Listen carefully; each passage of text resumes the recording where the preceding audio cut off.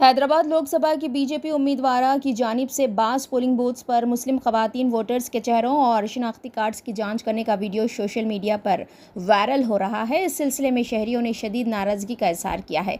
उनका कहना है कि माधवी लता आज़ादाना और मुनसिफाना पोलिंग में रुकावट डाल रही है और ख़ास तौर पर मुस्लिम खवातीन को निशाना बना रही है।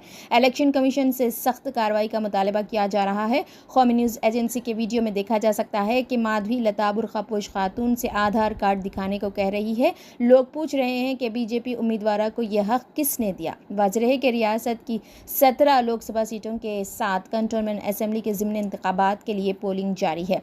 रियासत भर में 3.32 करोड़ लोग अपने हक़ राय दही का इस्तेमाल करेंगे। हुकाम ने उनके लिए 35,809 मराकज़ कायम किए हैं। इंतखाबी मैदान में 625 उम्मीदवार हैं और उनमें 50 खवातीन हैं। कंटोनमेंट असेंबली एरिया में 2.51 लाख वोटर्स के लिए 232 पोलिंग स्टेशन बनाए गए हैं।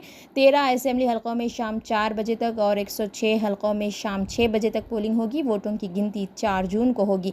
रियासत में 2,08,163 लोग पहले ही वोट डाल चुके हैं। माजूर अफराद और 85 साल से ज़्यादा उम्र के लोगों ने मरकज़ी इलेक्शन कमीशन की जानिब से घर से वोटिंग की सहूलत से इस्तेफादा किया।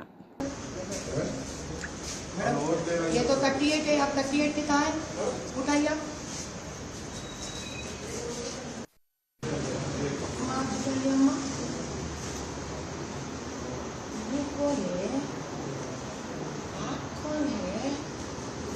आपका दूसरा आधार कार्ड है आपका? हाँ ये चला पहले बनाई से कितने साल पहले बना ये मैं तो 38 ही होती है, मैं तो 44 इंटी वयसु మేడం అబ్బాయి ఇలా ఉన్నాక డిలీట్ అయిందని ఉందా?